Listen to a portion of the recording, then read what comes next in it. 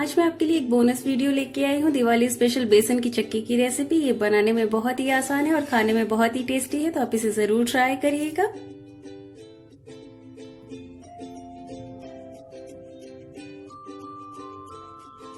Hello and welcome to my channel Ankita's kitchen. आज मैं आपसे शेयर करने वाली हूँ दिवाली में बनने वाली बहुत ही इजी और सिंपल मिठाई की रेसिपी। आज हम बनाएंगे बेसन की चक्की। ये बहुत ही आसानी से बन जाता है और खाने में भी बहुत टेस्टी लगता है। स्पेशली ये मिठाई दिवाली पे बनाई जाती है, तो आप इसे जरूर ट्राई करिए। वीडियो पसंद आता है तो please hit the like button. बिना लेट के प्रोसेस स्टार्ट करते हैं। सबसे पहले हम इंस्टेंट खोया बनाएंगे। इसके लिए मैं 1 टीस्पून घी ऐड कर रही हूँ और इसमें आधा कप दूध ऐड करेंगे। लगातार चलाते रहें। दूध को थोड़ा सा गर्म होने देते हैं। इसके बाद इसमें मिल्क पाउडर ऐड करेंगे। अगर आपके पास खोया या मावा है तो आप ये प्रोसेस स्किप कर दें। ये देखिए दूध में हल्का सा उबाल आ गया है। अब इसमें मिल्क पाउडर ऐड करेंगे। मैंने 1 कप मिल्क पाउडर के लिए आधा कप दूध लिया था और थोड़ा थोड़ा करके इसमें डालते जाएंगे और इसे मिक्स करते जाएंगे। पूरा पाउडर इकट्ठा नहीं डालेंगे।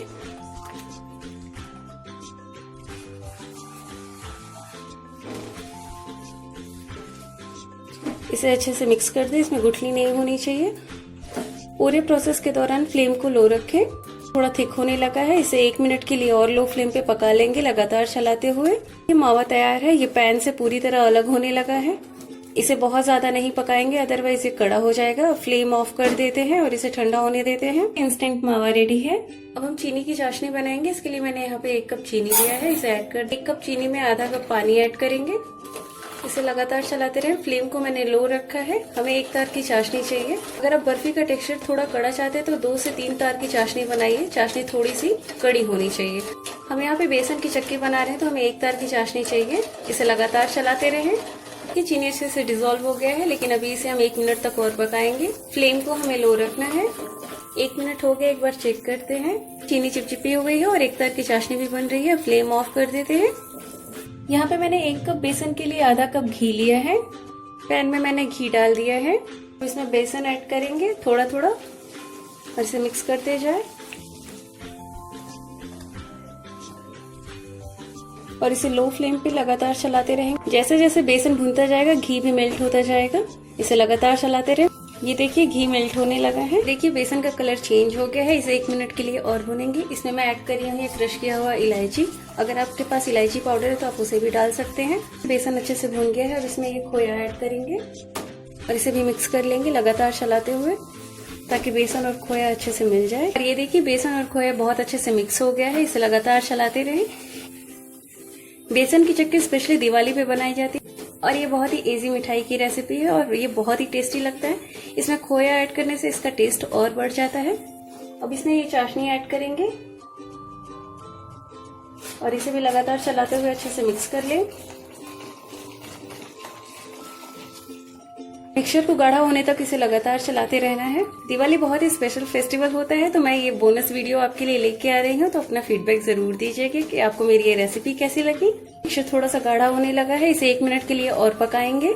ये देखिए मिक्सचर अच्छे से गाढ़ा हो गया है और ये कढ़ाई से अलग होने लगा है। स्पैचुला भी बहुत ही क्लीन है। तो इस स्टेज पे फ्लेम को ऑफ कर देते हैं। ये प्लेट को मैंने पहले ही घी से ग्रीस कर लिया है। अगर आपके पास बटर पेपर है तो आप उसे यूज कर सकते हैं। वैसे इस पे भी आसानी से जम जाता है। मिक्सचर को इस पे डालते हैं। कढ़ाई में बिल्कुल भी मिक्सचर नहीं लगा है। इसे स्पैचुला की हेल्प से थोड़ा सा फैला देंगे। अगर आपको थिक चक्की चाहिए तो आप इसे बहुत ज्यादा ना स्प्रेड करें। अब इसे मैं बारीक कटे हुए बादाम से गार्निश कर देती हूँ। आप चाहे तो इसे पिस्ता या काजू से भी गार्निश कर सकते हैं या फिर इसे सिंपल रख सकते हैं। ये थोड़ा इसे देखने में अच्छा लगता है और टेस्ट भी बढ़ जाता है।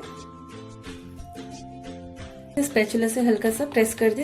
अब इसे 30 मिनट के लिए सेट होने के लिए छोड़ देते हैं। आप चाहे तो इसे 15 मिनट के लिए फ्रिज में रख सकते हैं, तो ये जल्दी जम जाएगा। ये काफी अच्छे से ठंडा हो गया है। अब इसे कट कर लेते हैं। आप अपने पसंद का कोई भी शेप दे सकते हैं इसे।